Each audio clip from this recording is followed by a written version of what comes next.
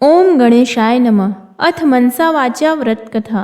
एक समय कैलाश पर्वत पर श्री महादेव जी तथा पार्वती जी विराजमान थे। वहाँ शीतल मंद सुगंध वायु चल रही थी। चारों ओर वृक्ष तथा लताएं नाना प्रकार के पुष्पों और फलों से शोभा दे रही थी। ऐसे सुहावने समय में पार्वती जी ने अपने पतिदेव से प्रार्थना की कि हे नाथ, आज अपन चौपड़ पाशा खेले। तब महादेव जी ने उत्तर दिया कि चौपड़ पाशा के खेल में छल कपट बहुत होता है, सो कोई मध्यस्थ हो तो खेला जाए। इतना वचन सुनते ही पार्वती जी ने अपनी माया से एक बालक बनाकर बिठा दिया और महादेव जी महाराज ने अपने मंत्र बल से उसे संजीवन कर दिया और आदेश दिया कि तुम हम दोनों की हार जीत को बताते रहना। ऐसा कहकर श्री महादेव जी महाराज ने पाशा चलाया और पूछा कि बताओ कौन जीता और कौन हारा। तब उस पुत्र ने उत्तर दिया कि महादेव जी जीते और पार्वती जी हारे हैं। फिर दूसरी बार पाशा चलाकर महादेव जी ने पूछा तो उस बालक ने यही जवाब दिया कि महादेव जी जीते और पार्वती जी हारे हैं। इस प्रकार तीसरी बार भी पाशा चलाकर पूछा तो अब की बार महादेव जी हार गए थे, परंतु बालक ने विचार किया कि यदि मैं महादेव जी को हारा हुआ बताऊंगा तो ये मुझे श्राप दे देंगे। ऐसा सोचकर उसने फिर यही कहा कि महादेव जी जीते हैं।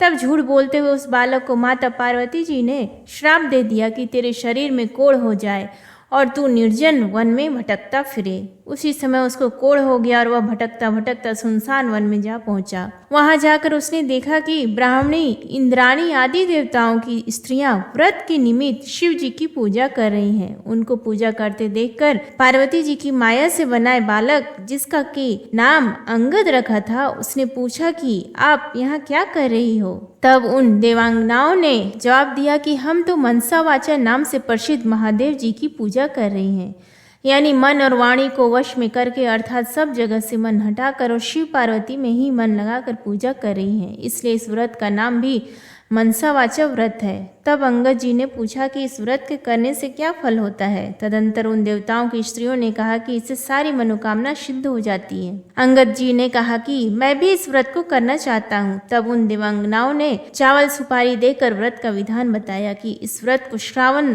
सुदी में पहले सोमवार से करना चाहिए। उस दिन कंवारी कन्या से 2.5 पुणी शुद्ध कतवा कर उसका डोरा बनाए। उस डोरे की और श्री महादेव जी का पूजन कार्तिक सुदी चौथ तक प्रति सोमवार करते रहना चाहिए और व्रत रखना चाहिए। कार्तिक सुदी चौथ के दिन उद्यापन करना चाहिए। 1.25 सेर घृत, 1.25 सेर गुड़, 4.25 सेर आटा लेकर चूरमा बनाकर उसके 4 लड्डू करने चाहिए। एक भाग शिव जी के चढ़ावे, एक भाग किसी ब्राह्मण या नाथ को देवे, एक भाग गाय को देवे और बाकी का एक मोदक का खुद भोजन करे। चारों भाग समान होने चाहिए, चाहे राजा हो चाहे गरीब, सबको इतना ही सामान लेना चाहिए। धनवान हो तो अधिक ना लेवे और गरीब हो तो भी कम ना लेवे। व्रती मनुष्य या स्त्री एक भाग मोदक को पूरा ना खा सके तो पहले से ही उसमें से निकाल कर किसी को दे देवे।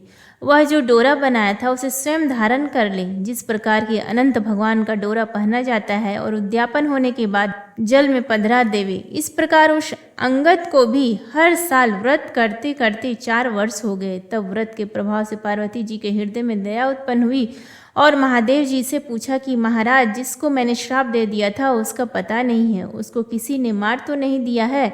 तब तीनों लोगों की सब बातें प्रत्यक्षवत जानने वाले महादेव जी ने कहा कि वह तो जीवित है। तब पार्वती जी ने कहा कि महाराज, ऐसा कोई व्रत हो तो बताओ जिससे कि वह मेरा मानसिक पुत्र फिर से मिल जाए। तब महादेव जी महाराज ने कहा कि श्रावण सुदी के पहले सोमवार के दिन कंवारी कन्या से 2.5 पुणी शुद्ध कतवा कर उसका डोरा बनाना और उसे केसर आदि में रंग कर 4 गांठें देकर सुपारी पर लपेट कर ताम्र पात्र में रखकर उसे शिव रूप मानकर उसकी तथा शिव जी की पूजा करनी चाहिए। इस प्रकार सोमवार के सोमवार शिव जी की पूजा करना, 1.25 सेर घृत, 1.25 सेर गुड़ और 4.25 सेर आटा लेकर चूरमा बनाना, उसके 4 भाग करना। एक भाग शिव जी को अर्पण करना, दूसरा भाग ब्राह्मण को देवे, तीसरा गाय को देवे और चौथा खुद भोजन करे। इसमें ना तो अधिक होना चाहिए और ना कम। इस प्रकार पार्वती जी ने भी यह व्रत किया। तब व्रत के प्रभाव से वह अंगद कोढ़ रहित हो गया और अपनी माता के पास बिन बुलाए ही चला गया। उसे आया देखकर पार्वती माता प्रसन्न होकर हंसने लगी तो पुत्र ने पूछा कि हे मातेश्वरी,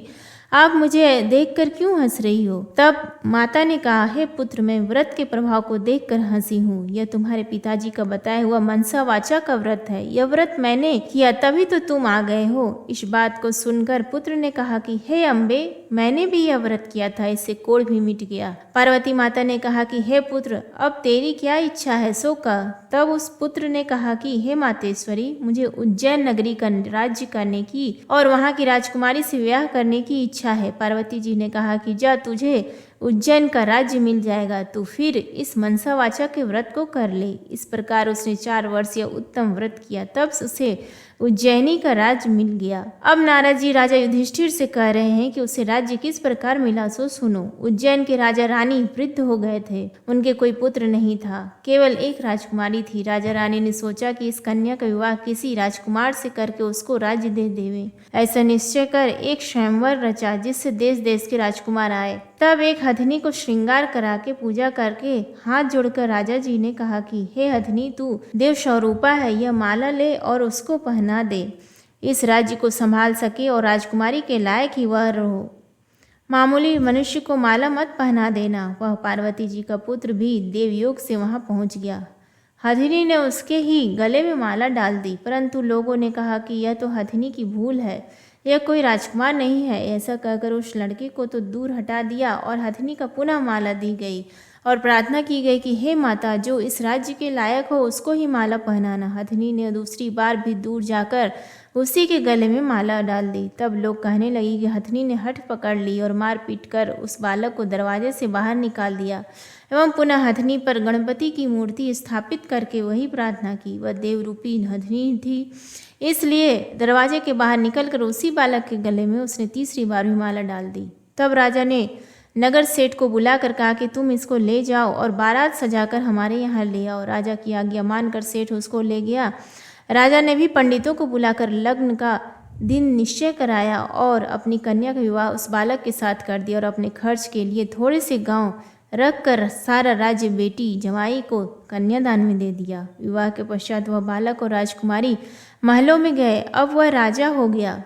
अब राजा की रानी ने पूछा कि हे पतिदेव, आप अपनी जात और नाम तो बताइए। तब उस वर ने उत्तर दिया कि मेरा नाम अंगद है, महादेव जी मेरे पिता और पार्वती जी मेरी माता है। तब राजकुमारी ने कहा कि महाराज, इस बात को तो इस मृत्यु लोक के लोग मानेंगे नहीं, सत्य सत्य बताइए। तब राजकुमारी के पति अंगद जी ने अपने जन्म की सारी कथा कर दी। चौपड़ पासे के खेल से साखी बनाने के लिए माता पार्वती जी ने अपनी माया से मुझे बनाया था और महादेव जी महाराज ने अपने मंत्र बल से मुझे संजीवन किया था। फिर जिस प्रकार मुझे श्राप दिया, जिस प्रकार इंद्राणी आदि देवताओं की स्त्रियों ने मुझे मनसा वाचा व्रत बताया, जिसको मैंने 4 वर्ष तक किया, तब माता पिता के पास वापस पहुंचा। माता ने मुझे गले लगाया और कहा कि अब तुम्हारी क्या इच्छा है। तब मैंने माता जी से उज्जैनी के राज की इच्छा प्रकट की। फिर माता जी ने कहने पर मैंने 4 वर्ष मनसा वाचा नाम से प्रसिद्ध पिता शिव जी का व्रत किया। इसी व्रत के प्रभाव से आज मुझे उज्जैन का राज्य मिल गया और तुम जैसी रानी मिली है। परंतु मेरी राज्य की अवधि पूरी हो गई है। अब मैं अपने माता पिता के पास कैलाश जाता हूँ। तुम्हारी क्या इच्छा है सो कहो, मैं वरदान दे जाऊं और उपाय बता जाऊं। इतना वचन सुनकर राजकुमारी ने कहा कि महाराज, मैं तो पुत्र, धन तथा राज्य का सुख चाहती हूँ। अंगद जी ने अपनी रानी को वही मनसावाचक शिव जी का व्रत बता दिया और कहा कि बिना मेरे वह गर्भवास के पुत्र होगा। ऐसा कहकर अंगद जी कैलाश चले गए। पति की आज्ञा अनुसार राजकुमारी ने 4 वर्षों तक यह उत्तम कार्य किया। इससे महादेव जी प्रसन्न हो गए। एक दिन इस रानी ने दासी से कहा कि जा जल की झारी ले आ, मैं दातुन करूंगी। दासी ऊपर गई तो क्या देखती है कि सोने की पालकी में एक छोटा सा सुंदर बालक सो रहा है और मुंह में अंगूठा चूस रहा है। दासी ने जाकर रानी जी से यह बात कही। रानी जी ने जाकर बालक को उठा लिया और भगवान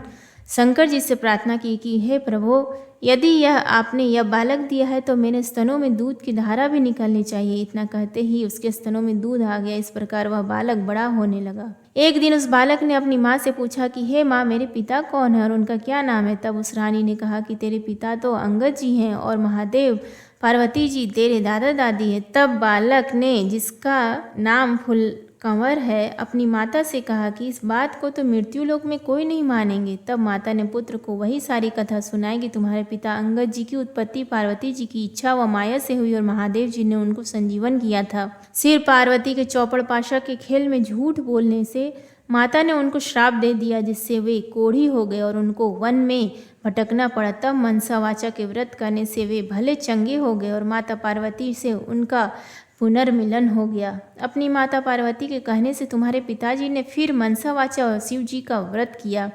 तब उनको उज्जैन का राज्य मिल गया। वह उनका मुझसे विवाह हो गया। उनकी अवधि कुछ ही दिन की थी, इसलिए वे अपने माता पिता के पास कैलाश चले गए और उनके बताए हुए व्रत को 4 वर्ष करने से बिना गर्भवास के ही तुम मेरे यहाँ पुत्र रूप से उत्पन्न हुए। अब तुम्हारी क्या अभिलाषा है, सो मुझे बताओ। माता के वचन को सुनकर पुत्र ने कहा कि हे माता, मेरी इच्छा चेदी राजा की कन्या से विवाह करने की है, क्योंकि मैंने उसकी प्रशंसा सुनी है। तब माता ने कहा कि हे पुत्र, तू भी मनसावाचा का व्रत कर। इस व्रत के करने वाले के लिए कुछ भी दुर्लभ नहीं है। पुत्र ने भी 4 वर्ष तक व्रत किया। तब भगवान शंकर जी ने चेदी राजा को स्वप्न में आदेश दिया कि मेरे कहने से तू अपनी राजकुमारी का विवाह उज्जैन के राजकुमार से कर दे। चेदी राज ने भगवान शिव के वचन माने और अपनी कन्या का विवाह उज्जैन के राजकुमार से कर दिया। अब वह राजा हो गया। एक दिन वह शिकार खेलने वन में गया। वहां उसके कोई शिकार हाथ नहीं आया। भूख प्यास से व्याकुल होकर वह एक बाग में जाकर आराम करने लगा। देवयोग से वहां कोई ब्राह्मण आ गया। उसने राजा को श्री धरी पंचांग सुनाया कि आज कार्तिक सुदी चौथ है, सो आज मनसावाचा के व्रत का उजीरना है। राजा ने कहा कि महाराज, मुझसे तो भूल हो गई, आप हमें अब पूजन करा दें। ब्राह्मण ने पूजा के लिए शहर में रानी जी को खबर भेजी कि राजा साहेब शिकार के लिए यहाँ वन में ठहरे हुए हैं। आज कार्तिक सुदी चौथ का उजीरना है, इसलिए 4.25 सेर आटा, 1.25 सेर घी, 1.25 सेर गुड़ का चूरमा बनवाकर मंगवाना है। इस पर रानी ने सोचा कि फौज के कई आदमी साथ हैं, इतने से चूरमे से क्या होगा, तो उसने गाड़ी भरकर भेज दिया। नियम विरुद्ध अधिक प्रसाद होने से महादेव जी ने कोप करके राजा को स्वप्न में कहा कि तुम अपनी रानी को निकाल दो, नहीं तो तुम्हारा राज्य नष्ट कर दूंगा। राजा ने प्रमाण के अनुसार दोबारा चूरमा बनवाकर व्रत पूरा किया। महादेव जी ने कथन के अनुसार राजा ने रानी को महल से निकलवा दिया। रानी किले से रवाना हुई। थोड़ी दूर जाने पर दीवान मिले। दीवान ने पूछा कि रानी साहिबा, आप कहाँ पधार रहे हो? रानी ने सब बातें बताई। तब दीवान ने कहा कि मैं राजा साहब को समझाकर राजी कर लूँगा, तब तक आप मेरे हवेली में पधारे। रानी ज्यों ही दीवान की हवेली में गई, त्यों ही दीवान अंधा हो गया। तब दीवान ने हाथ जोड़कर कहा कि आप यहाँ से पधारो। रानी वहाँ से रवाना होकर आगे बढ़ी तो उन्हें नगर सेठ मिल गया। उसने भी यही कहा कि राजा साहब को 1-2 दिन में मना लेंगे, तब तक आप हमारे घर पर ही विराजे। रानी नगर सेठ के घर गई तो सेठ की हुंडिया चलने से बंद हो गई और कई उपद्रव होने लगे। तब सेठ ने भी हाथ जोड़कर कहा कि रानी जी, आप यहाँ से पधारो। रानी वहाँ से आगे गई तो राजा जी का कुम्हार मिला। उसको रानी पर दया आ गई। वह रानी को अपने घर ले गया। कुम्हार के घर पर रानी के जाते ही उसका न्याव फूट गया, जिससे सारे बर्तन टूट गए और कुम्हार भी अंधा हो गया। तब कुम्हार ने भी रानी को अपने घर से निकल जाने की प्रार्थना की। आगे जाने पर एक माली मिला। उसने पूछा, आप कहाँ पधार रही हो? तो रानी ने कहा कि राजा साहब ने मुझे देश निकाला दिया है। तो माली को दया आई और वह रानी को अपने बाग में ले गया। माली ने कहा कि जब तक राजा जी का क्रोध मिटे तब तक आप यहाँ बाग में ही रहो। पर रानी के बाग में जाते ही बाग के पेड़ पौधे सब सूख कर जलने लगे। क्यारियों का पानी भी सूख गया और माली को भी कम दिखने लगा। तब माली ने भी रानी से वहाँ से चले जाने के लिए कह दिया।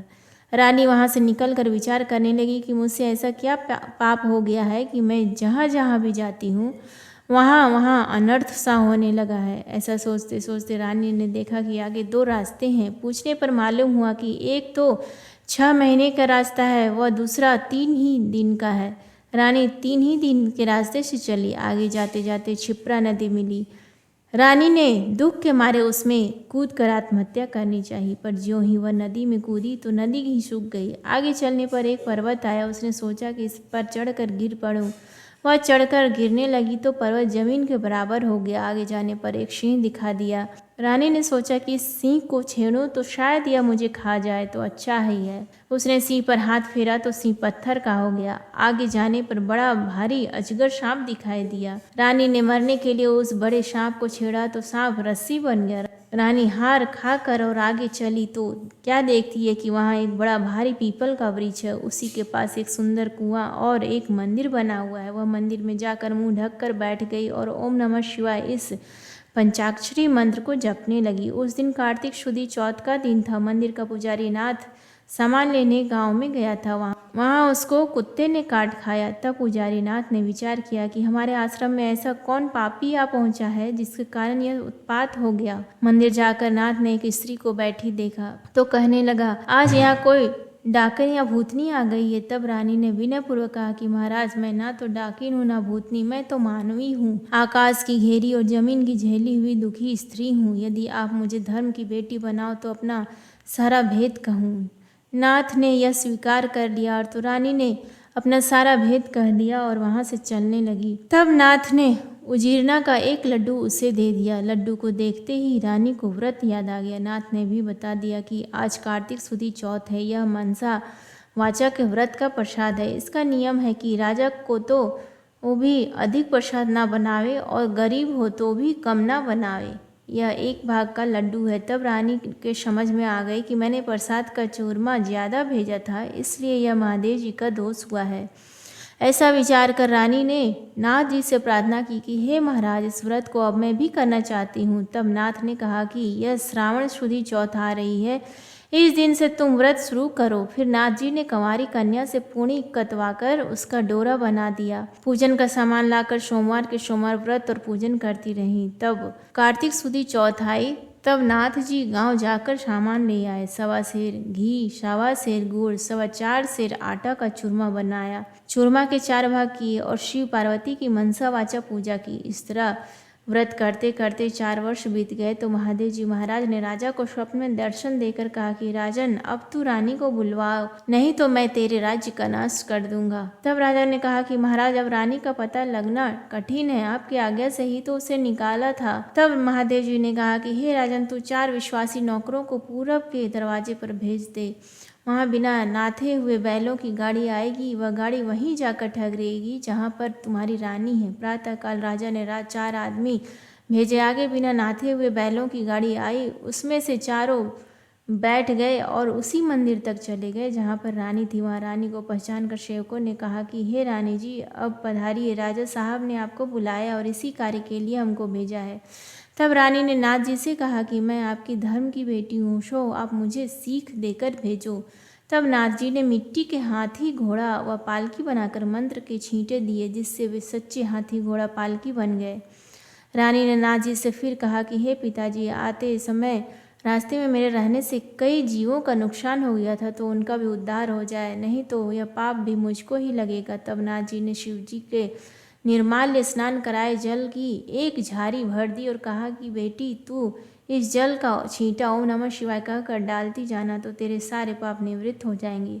अब तो रानी शिव पार्वती जी को और नाथ जी को साष्टांग नमस्कार कर लेने और आए 4 सेवकों के साथ रवाना हो गई। जाते जाते वही सर्प आया। तब शिव जी से प्रार्थना करने लगी कि प्रभु, मेरे पाप से यह सर्प रस्सी बन गया था, अब यह फिर से सर्प हो जाए। ऐसी प्रार्थना कर झारी के जल से उसके छींटे दिए, जिससे वह पहले के समान सर्प बन गया। आगे वही सिंह जो पत्थर का हो पड़ा था मिला।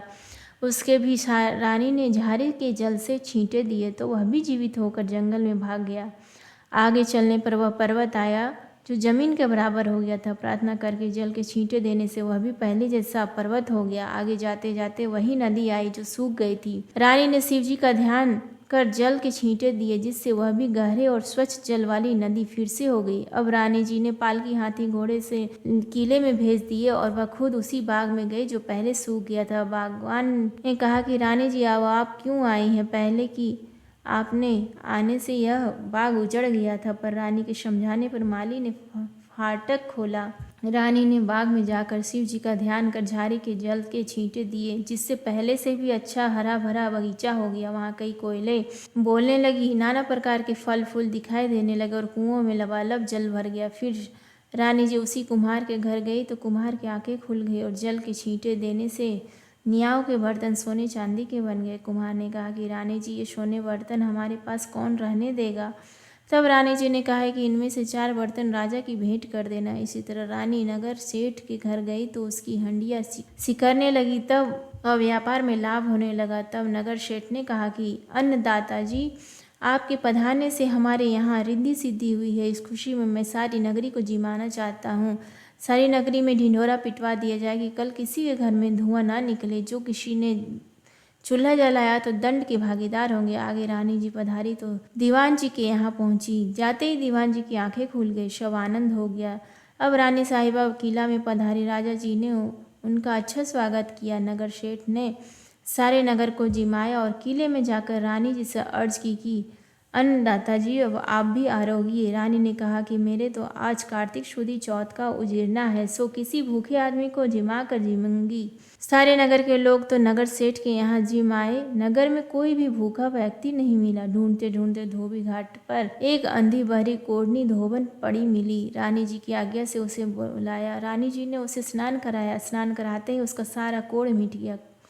कथा सुनते ही उसके लिए स्वर्ग से विमान आ गया और बूढ़ी धोबन कथा सुनने व प्रसाद लेने मात्र से सदैव वैकुंठ चली गई। राजा रानी भी हर साल मनसा वाचा का व्रत करते रहे। वे संसार के सब प्रकार के सुखों को भोगते रहे और पुत्र को राजगद्दी देकर अंत काल में शिवलोक में चले गए। इस प्रकार मनसा वाचा भगवान शिव जी पार्वती जी के व्रत करने की बड़ी भारी महिमा है। श्रावण सदी के सोम से कार्तिक सुदी चौथ तक यह व्रत सब मनोवांछित फल को देने वाला। इस मनसा वाचा के व्रत को करने वाले मनुष्य की सभी कामनाएं शिव जी महाराज पूर्ण कर देते हैं। पुत्र नहीं हो या होकर जीवित नहीं रहता हो तो इस व्रत के करने से स्त्री पुत्र का सुख अवश्य प्राप्त करती है। इसी प्रकार पुरुष को स्त्री का और स्त्री को पति का सुख सौभाग्य प्राप्त होता है। जिसके कमाई धंधा ना हो तो इस व्रत के करने से शिव शंकर भगवान उसे जीविका प्रदान करते हैं।